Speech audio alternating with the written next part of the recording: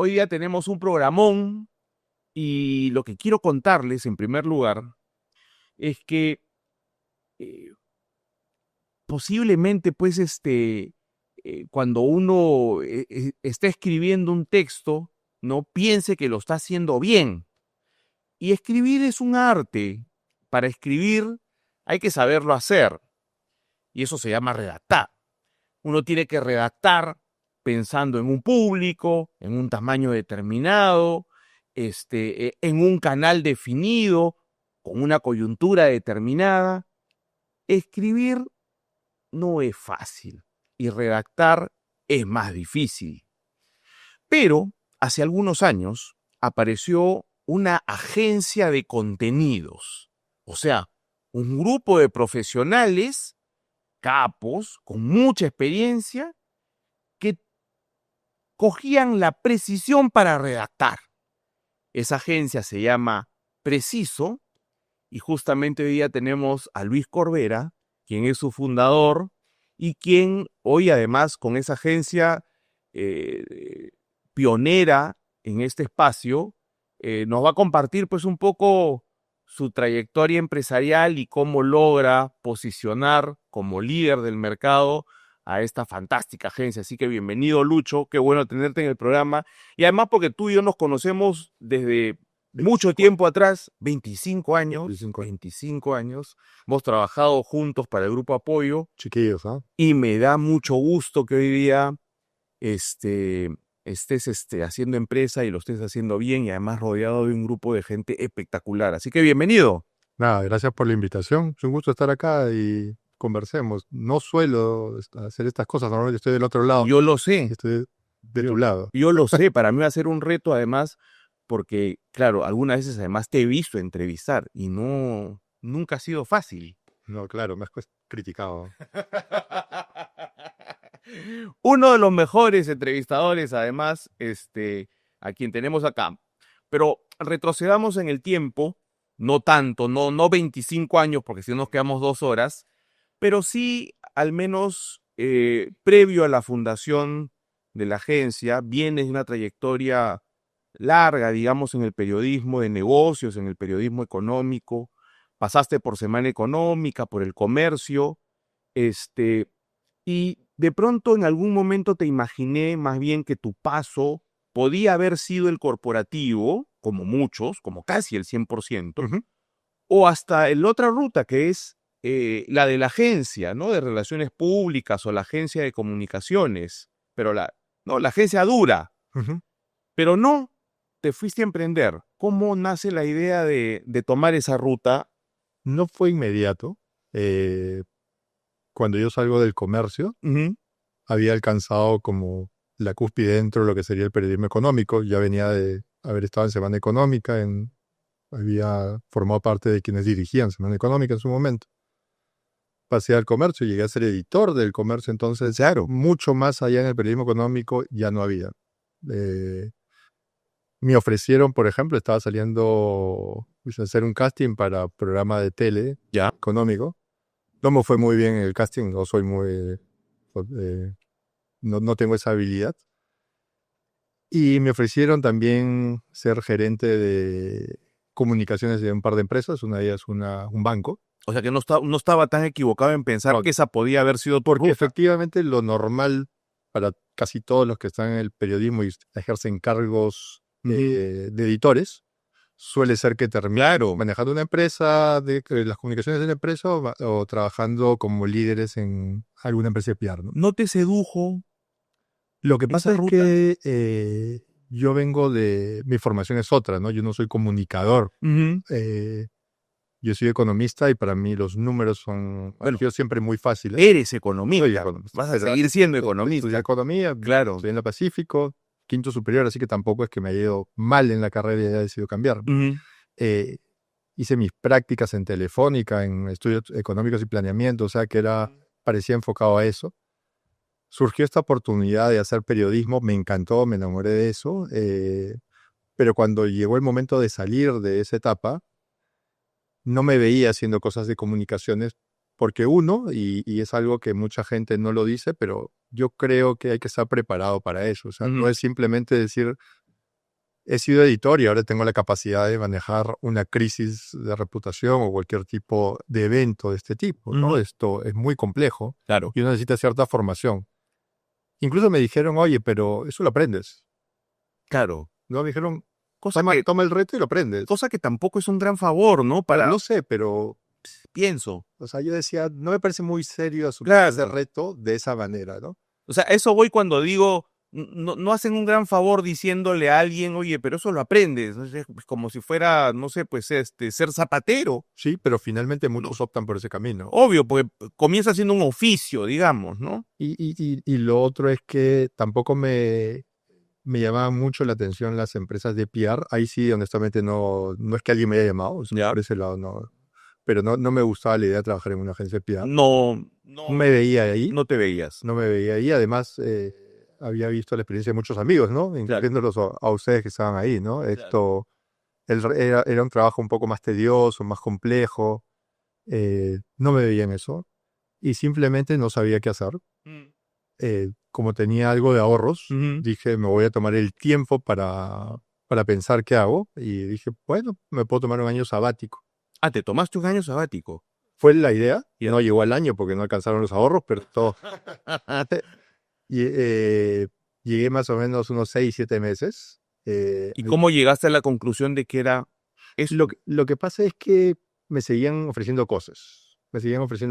Ok, no aceptaba los trabajos de gerente de relaciones públicas, pero me empezaron a ofrecer, oye, ¿no quieres ayudarnos tenemos un evento, ¿no quieres ayudarnos a ver? En ese momento había muchas publicaciones impresas, hay que ponernos en el contexto, estamos hablando de hace 10 años, un poco más. 2009. Más todavía. Estamos hablando de una época en la que, por ejemplo, Ciudadanos al Día, que premiaba las instituciones públicas, que era liderado por Beatriz Boza, que es una gran amiga mía, entregaba premios por abrir una página web. Claro. O sea, para que pongas en el contexto, o sea, no es que decía como hoy día que casi todos tienen la web, o sea, había instituciones públicas que no tenían una web. Y en ese contexto es que había muchas cosas impresas y me ofrecen empezar a escribir cosas impresas. Escríbete este libro, escríbete esta memoria, y me empiezo a dar cuenta de que había la oportunidad de hacerlo de manera profesional. Normalmente todos estos trabajos se los daban a un freelo. Claro. Entonces yo digo, oye, ¿por qué en lugar de hacerlo de manera freelo, como también lo venía haciendo yo, no lo organizo? Claro. ¿No? Busco un equipo de trabajo que me ayude y hago estos trabajos de manera más estructurada, como tú dices. Uno piensa pues que escribir es fácil y no es fácil. No lo es. Yo soy la prueba de eso. Yo cuando entro a Apoyo y descubro que tenía que escribir, yo le contaba mucho de estas anécdotas a mis hijas. A mí debo ser de los pocos casos en que yo tengo un 10 en la libreta en primer grado de primaria en lenguaje. Y he jalado lenguaje en tercero, cuarto y quinto año de secundaria. Jalé en el examen de admisión de la Pacífico la parte de letras. Me jalé lengua 1 y lengua 2 en la universidad. Entonces no había manera de... No había manera, además, ni siquiera pues de que emprendas o sea... Y yo me acuerdo cuando recién entró a Semana Económica, que fue mi primer trabajo de redacción, que me gustaba mucho las entrevistas, me encantaba aprender de negocios, pero a la hora de escribir, por ejemplo, mi primera nota era de este tamaño, eran 7 líneas en una tripita chiquita. Se lo entregué a mi editor de turno, Conrado Falco, y Conrado me la tiró y me dijo, no puedo creer que alguien puede escribir de esa manera. O sea, 7 líneas, ¿no? Claro. No estás hablando de un documento grande, ¿no? Y eso me llevó a decirme a mí mismo, oye, esta cosa es un reto porque es algo que yo no sé hacer, entonces esto tengo que aprender. Empecé a ver mucho periodismo de afuera, cómo se escribía, tendencias, etcétera. Empecé a yo recuperar mi librito de lenguaje de la universidad y empezar a ver, oye, cómo se ponen las tildes, las comas, cosas re básicas que no entendía.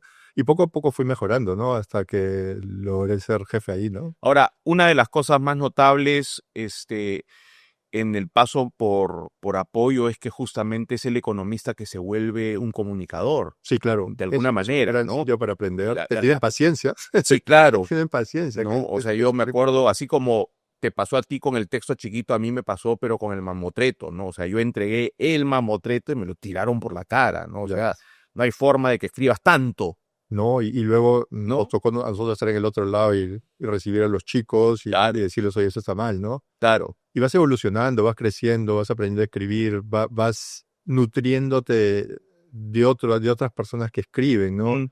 Y siento que eso le falta a mucha gente, ¿no? Que mucha gente cree que sabe y se limita a lo que ya tiene y se olvida que hay otras experiencias, otras formas de comunicar y no empieza a investigar, a aprender, a nutrirse de eso, ¿no? Y yo me parecía tan enriquecedor porque además, como te digo, es algo que para mí había sido tan lejano, tan difícil y poder dominarlo y poder manejarlo así, me parecía grandioso, ¿no? Me gustaba muchísimo el poder estar en esa posición. Vamos a volver con Lucho porque él descubre, como han escuchado, esta imposibilidad suya de escribir que hoy día la convierte en un negocio exitoso y muy exitoso. Así que nos vemos en el siguiente bloque, nos vemos en un rato. No se vayan.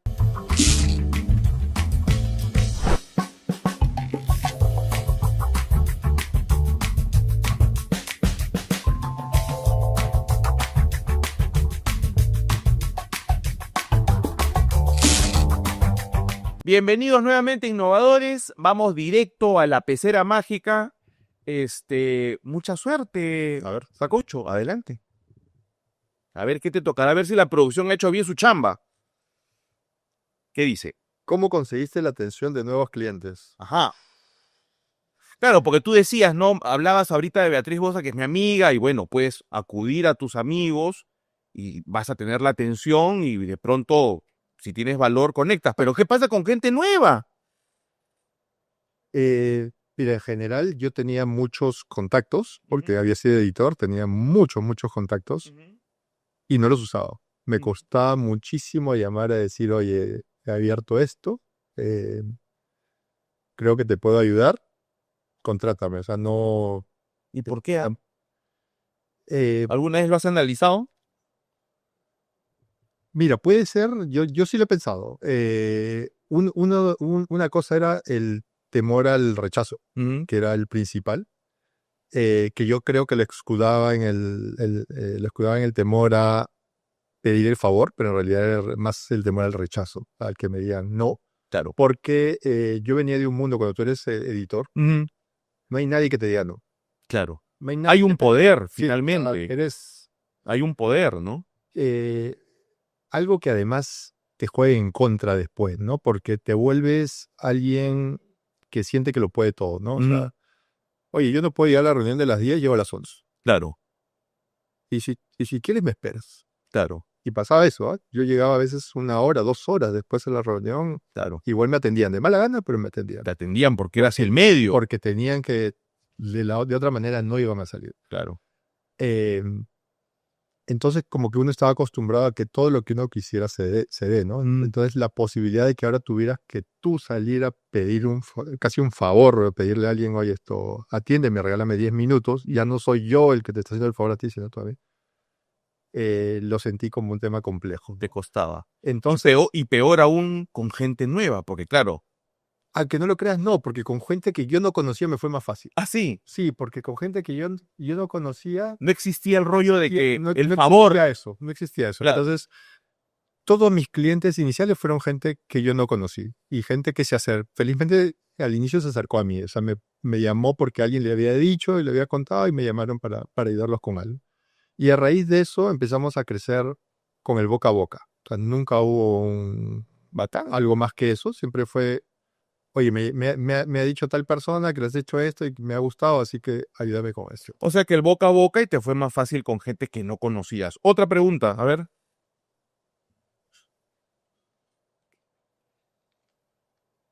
¿Qué aspecto de Preciso te enorgullece más? La gente. La gente. O sea, yo tengo un equipo súper capo, como tú lo has dicho, y es un equipo que lo conozco desde antes de estar en Preciso. O sea, es gente, sobre todo el equipo más cercano, es gente con la que he trabajado en el comercio, con algunos en apoyo. Siento que en apoyo hicimos como una familia, luego en el comercio la continuamos y luego he ido creciendo con ellos. Y y siento que no seríamos lo que somos, lo que es preciso hoy si no fuera por ellos. O sea, no, es lo mejor de todo, ¿no? Además, creo que has estado en los dos espacios donde se generó la mayor cantidad de talentos de ese tiempo, ¿no? O sea, posiblemente no se volvió a repetir una historia de tanta gente talentosa en medios tan relevantes, en una coyuntura particular, en donde todavía el digital no estaba, pues, como es hoy, ¿no? Es como que se juntaron muchas cosas para llegar a ese talento tan Mira, o bueno. sea, siempre me han dicho, ojo que yo vengo solo del periodismo económico. Claro. Hay gente que no nos conoce porque no todo el mundo ve periodismo económico. Entonces, gente para la que somos personas tal vez lejanas, no hemos tenido apariciones mediáticas. Hay gente que efectivamente me dice, oye, ustedes fueron la mejor generación en Semana y ustedes fueron la mejor generación en el comercio. Yo creo que cada generación tiene sus cosas buenas y malas, ¿no? Eh, yo, por ejemplo, discutía con alguien de Semana y le decía, nosotros nos sentíamos muy hábiles, muy capos y hacíamos un montón de cosas, pero la generación que vino después en Semana, nos guste o no, tuvo mayores ventas, tuvo mayor Claro. distribución, tuvo mayores cosas. Puede ser la coyuntura, lo que tú quieras, pero tuvo un escenario diferente en donde más gente lo leyó. Ahora, son logros diferentes, pero sí, logros. Y en el comercio es verdad que hay gente de adentro y de afuera que me dice, oye, fueron el mejor equipo que hubo.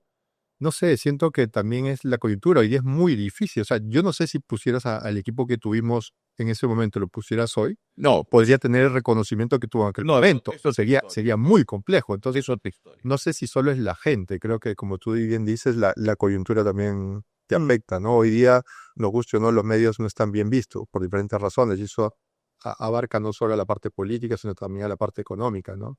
Has hecho una tercera familia Sí. con Preciso. Una última pregunta. Pregunta corta, respuesta corta. Y con esto nos vamos. ¿Cómo te imaginas en el futuro? ¿Volverías al periodismo o a trabajar como dependiente? No volvería al periodismo, creo que son etapas que ya... Yo siempre creo que cada etapa la vas quemando. Una de ellas fue el periodismo, me divertí muchísimo. El periodismo fue una época en la que, aunque no lo crean, así como se trabaja duro, también uno disfruta muchas cosas, ¿no? Claro. La vida nocturna, el entrar en la juerga, el disfrutar con la gente, o sea, incluso es diferente a lo que hay hoy, porque yo hoy día los periodistas no lo veo igual que antes, o sea, no sé si es bueno o malo, Bueno, no quiero hacer un juicio de claro. valor, pero yo tenía mi pisco, mi chela trabajando conmigo, o sea, acompañándome en el trabajo, ¿no? Claro, además en esa época habían cierres, ¿no? Que eran pues en la noche, tarde, y terminaban todos pues Y ahí la seguíamos, en Claro. Lima, luego en Barranco, la seguíamos igual. Y el periodismo siempre ha sido pues una chamba noctámbula, pues, ¿no? Sí, es verdad. Hoy creo que ha cambiado, pero bueno, vamos a hablar más todavía con Lucho. Gracias por venir, maestro, y nos vemos en el siguiente bloque. No se vayan.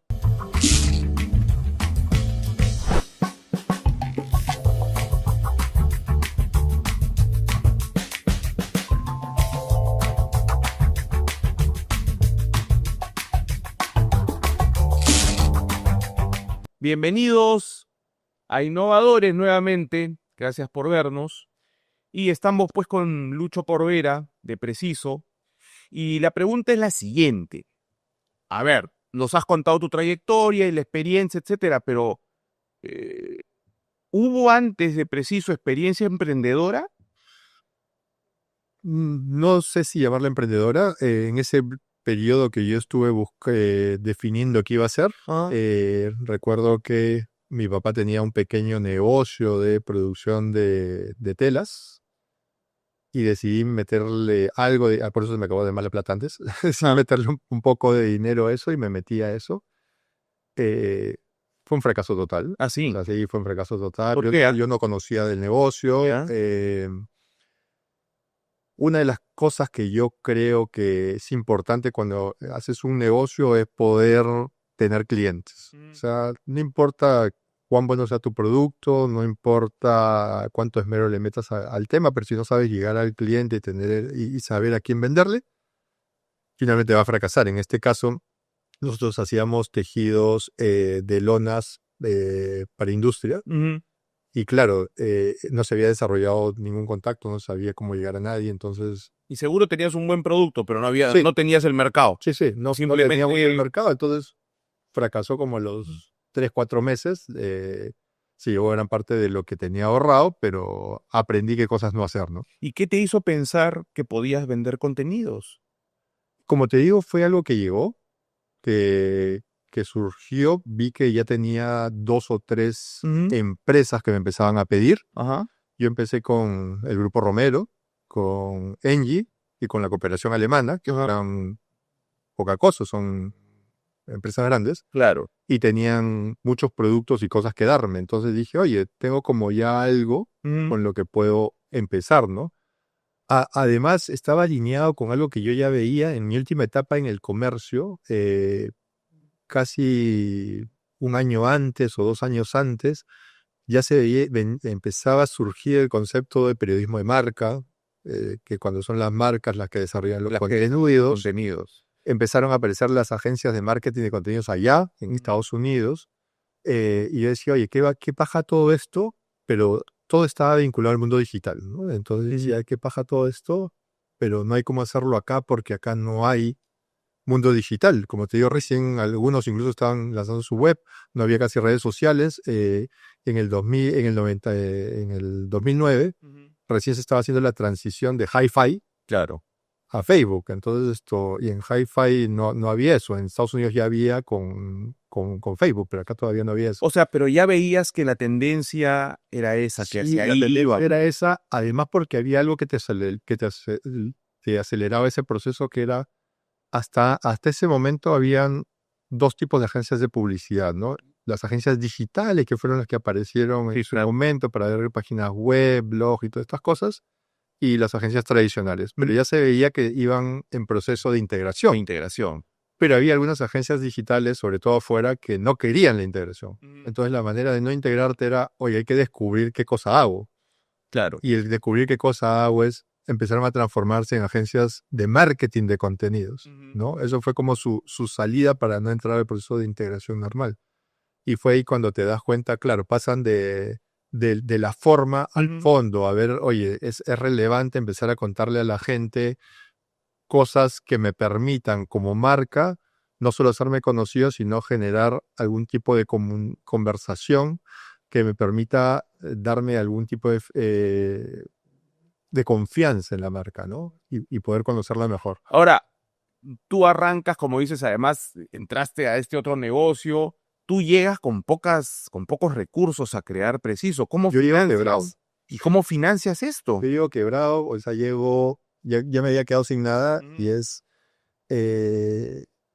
la mayoría de emprendimientos son por necesidad. Ujú. O sea, son muy pocos aquellos que tienen la posibilidad de emprender teniendo los recursos atrás, ¿no? Normalmente algo te obliga a emprender Ujú. y te obliga a emprender porque ya como que ya no tienes otros caminos, ¿no? Ya quemaste todo el Ya demás. quemaste todas las Yo, balas. como te digo, varios meses atrás ya había dicho que no a todas mis Claro. propuestas laborales, entonces de repente te iba a llamar a decir, oye, Ahora sí quiero. sí, ya después de 6 meses, bota el que has contratado y llévame a mí, ¿no? Pero ¿cómo lograste materializar? Entonces, como te digo, empiezo con eso, empiezo articulando, llamo a 2 personas más, Cristian Navarro y Luis Navarro, que habían sido mis coeditores en El Comercio y uno de ellos en Semana, Ujú. y con ellos me apalanco para empezar a decir, oye, estos productos que ya hago de contenidos, que son impresos, pues no tengo la posibilidad de hacerlos digital, pero son impresos, creo que hay más en el mercado, creo que hay más empresas a las que podemos tener y podemos hacer cosas. Así que les digo a ellos, oye, ustedes encárguense de la ejecución y yo voy a tratar de salir a vender, ¿no? Ya. Y hacemos como esa... ¿Y ellos apuestan por esta propuesta tuya o voy a conseguir los recursos económicos para remunerarlos? O sea, ¿cómo fue ese enamoramiento, digamos, estás hablando de 2 calentazos del mercado, te jalaste a 2 tigres? Lo que pasa es que, mira, yo armo la empresa, ya la tenía armada, mejor dicho, la empresa se armó un poco antes, por otras razones, no tenía nada que ver con el proyecto en ese momento, simplemente usé un caparazón para hacer esto. Y, y tuve la suerte de que como los 2, 3 meses que empezamos, por alguna razón me llegó una campaña del BCP. Ese fue el punto. Me llegó una campaña del BCP, no entendí por qué, porque era una empresa que no existía prácticamente, pero me llegó una campaña del BCP Y me tomé el crédito. Y dije, bueno, lo tomo el crédito. Me endeudé, creo que fueron como 200.000 soles más o menos. Y con eso tenía garantizados los sueldos de algún tiempo, ¿no? O sea que ahí fue tu apuesta. Entonces dije, claro, Fue un pero préstamo. con un préstamo que yo no le esperaba. Porque si tú me hubieras dicho a mí, yo no hubiera tenido. Entonces, ellos no tuvieron tanto riesgo, como se diría, porque los sueldos más o menos tuvieron garantizado un tiempo. O sea, no es que nos iba a dar para toda la vida, pero tuvimos garantizado un tiempo. Claro. Y lo primero que nos pasa es que veníamos con tantas cosas, con tantos aprendizajes del periodismo, que si bien éramos buenos redactando y éramos buenos haciendo las cosas, teníamos varias cosas negativas que traíamos del periodismo. Una de ellas es, trabajamos a nuestro tiempo, a nuestro ritmo, y como nosotros creíamos que debía ser. Entonces, una de las primeras cosas que te choca cuando empezamos esto fue, los plazos son los plazos. Y tienen que cumplirse, ¿no? Acá no hay que yo media hora tarde, que hay una hora tarde, que la reunión la puateo, que oye, no, te entrego otro día. No. Pero ahí porque ya lo estabas viendo además como un negocio, pues. Sí, claro, pero me Porque costó, como te digo. Claro. Yo venía con esa deformación, digamos, o malformación del oficio, ¿no? Terrible. Y lo otro es que, como tú lo veas, bacán, pero no necesariamente es lo que yo quiero, lo que yo necesito. Claro. Entonces, oye, yo conozco esto de esta manera. Sí, pero yo como empresa necesito vender este otro aspecto. Entonces tienes que adecuarte y cambiar tu discurso para tratar de lograr el objetivo que tiene la empresa. Claro. Ya no es tu objetivo de comunicación como periodista, es el objetivo de la empresa de transmitir algo. Estás vendiendo un servicio a un mundo corporativo. Entonces, esas dos cosas como que nos chocó a los tres. Claro. Nos chocó, empezamos a dar un mal servicio. Empezamos a darle un mal servicio. Teníamos la reputación de ser buenos y todo, pero empezamos a dar un mal servicio. Entonces, eso nos golpeó en los primeros trabajos. Yo te diría que no fueron buenos. O sea, y es algo que, por ejemplo, cuando he tenido otros amigos que han entrado a hacer agencias de contenidos y me visitan para que les cuente un poco mi experiencia, les digo, oye, tienes que tener claras estas cosas, porque igual que yo vienes con esa deformación y evítate ese mal momento, ¿no? Claro. Porque es frustrante cuando empiezas a fallar en los trabajos. Ahora, ha pasado algún tiempo, y si bien es cierto, ustedes han sido los pioneros, hoy hay más, como tú precisas. Hay bastantes. ¿Cuál es hoy el valor agregado que tiene Preciso versus el resto? Mira, en principio, nosotros desde el inicio somos una empresa muy de nicho, en el sentido de que trabajamos básicamente con empresas con contenido duro, ¿no? Nosotros no vamos mucho al B2C, vamos más al B2B. Desde el inicio ha sido así, ¿no? Entonces, trabajamos con mineras, con banca, con seguros, con petroleras, con electricidad, cosas que requieren cierto conocimiento previo. O sea, no solo es que seas bueno escribiendo, sino que además tengas esa espalda de entender el negocio. El sector, el negocio. El negocio. Entonces, te pongo un ejemplo claro. Cuando ya empezó a darse la transición hacia el digital, nuestro primer cliente, por ejemplo, fue Sura, ¿no? Y Sura tenía 2 agencias de publicidad que le hacían sus campañas de mailing. Claro. Entonces, Sura nos llama y nos dice, oye, la agencia de publicidad hace lindos emailings. Son preciosos todo, pero no transmiten lo que nosotros queremos, porque no entienden lo que es un fondo de inversión. No entienden el negocio. Lo que tú me estás tratando de decir es que el valor agregado de ustedes es que entienden el negocio. Hacemos estos negocios duros. Claro. Entonces, no es el comunicador por no, ser comunicador. No, es el comunicador por transmitir realmente la esencia de un negocio. Es más, la mayoría de gente que trabaja con nosotros del equipo suelen ser economistas, administradores, ingenieros, gente que se apasiona por la redacción, pero que tiene este know-how, ¿no? ¿Y ahora qué pasa con la inteligencia artificial, Lucho? Mira, para nosotros es una herramienta. Es una herramienta, no es un sustituto. En principio todavía hay cosas en las que va mejorando. Hoy día, por ejemplo, hay gente que hace posts muy básicos, ¿no? De los 5 consejos para salir a la playa sin que te quemes, ¿no? No sé. Esas cosas de la inteligencia artificial te lo sustituye de todas maneras. Pero cuando hablas de cosas un poco más complejas hoy día, ojo, no estoy diciendo que no vaya a ocurrir, hoy día cuando le hablas de cosas un poco más complejas, la inteligencia artificial te puede traer alguna información, pero no termine de hacer buenas cosas todavía, ¿no? Y igual nos sirve como herramienta porque nos da ideas de cosas que tal vez se escribieron en otros lados y nosotros no las conocíamos. Entonces, la utilizamos para eso, ¿no? Como fuente de información. Es un insumo Sí, más. y es un insumo muy valioso Claro. y que va a seguir ganando mucha más preponderancia. Te ha ayudado además a reducir costos en videos. ¿Va a alentar Hoy- más bien tu negocio la inteligencia Sí, artificial? claro, yo no lo veo como algo que nos vaya a desaparecer. Yo creo que, o sea, no hay que tenerle miedo a las cosas nuevas que aparecen, hay que adoptarlas y tratar de sacarles provecho más bien para que el trabajo que ya haces tenga más valor. En base a esto que acabas de decir y volviendo un poco al origen de todo, Lucho, en donde en realidad contigo es que se visiona este tema de la industria de contenidos en el Perú, ¿te estás imaginando ya otro momento? ¿Estás visionando otro momento de los contenidos? Sí, mira, yo he tenido una transición, he empezado en el contenido impreso, Ujú, he pasado al contenido digital. ujú, eh, y en algún momento alguien me dice, oye, que este negocio del contenido, ¿cómo es? ¿Qué tamaño tiene? Yo le digo, mire, que los contenidos son transversales a muchos negocios, mm, ¿no? Por ejemplo, en, cuando estás en una agencia de PR, finalmente, depende de los servicios que prestes, pero finalmente para hacer la nota de prensa requieres tener la habilidad de redactar, sí. ¿no? Y es algo que podríamos hacerlo nosotros como agencia, Ujú. pero claro, no tenemos las otras habilidades que tiene la agencia de PR, pero finalmente es un contenido. Cuando haces un taller o una clase, hay que armar la estructura del Una taller, agenda, hay que decir cómo lo quieres contar, etcétera. Esa claro. habilidad la tenemos y la sabemos hacer muy bien. Es más, nosotros dentro de los contenidos que hacemos, también tenemos contenidos que le llamamos presenciales, ¿no? Hacemos una serie de cursos, talleres, cosas que nos Ujú, piden los clientes, claro. armamos el proyecto e incluso tenemos al expositor, o sea, armamos todo el paquete. Algo que no es lo que haría una agencia tradicional de contenidos. Y por eso nosotros, a diferencia de las otras, nosotros somos una agencia de contenidos, Ujú. no tenemos esa colita de marketing de contenidos. Nosotros abrimos los contenidos a muchas más cosas que solo el digital o solo estar en un pequeño canal, ¿no? Mm. Y una última pregunta, Lucho. Ya quiero salirme un poco de esto y así como tú en un momento, como tú dices, de pronto de desesperación te vuelves emprendedor, Ujú. ¿no? Ok.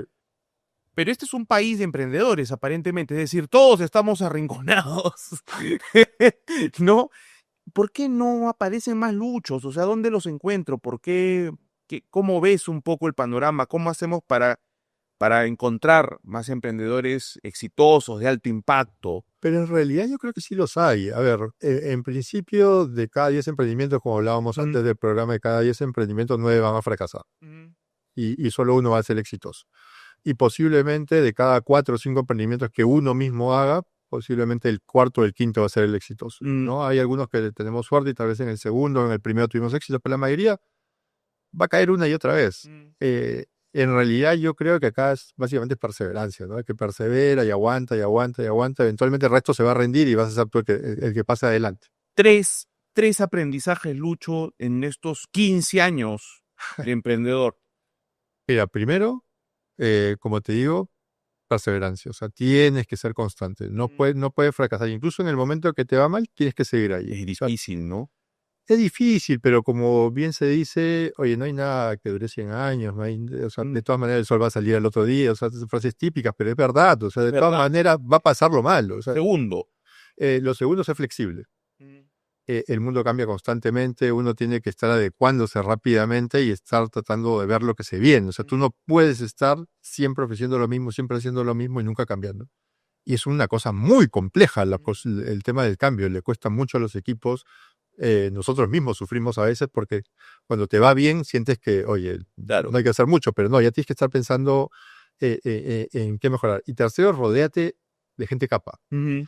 O sea, es más cara, es más complejo, da miedo, pero te ayuda a salir más rápido y avanzar más rápido, ¿no? Gracias, Lucho, por estar con nosotros. Qué paja tenerte, qué paja ver que las cosas están funcionando en un espacio, además, hoy posiblemente más importante que nunca, ¿no? La gente tiene que generar contenidos, tiene que hacer, tiene que escribir. Hoy las redes hacen además que la gente tenga que estar proponiendo y proponiendo y proponiendo, y tenerte a ti en el mercado con todo tu equipazo, es algo muy favorable para la industria y para el país. Así que muchas gracias por vernos y gracias, Lucho, por estar con nosotros. Gracias por la invitación y cuando quieras. Un gran abrazo. Gracias, Iván. Síganos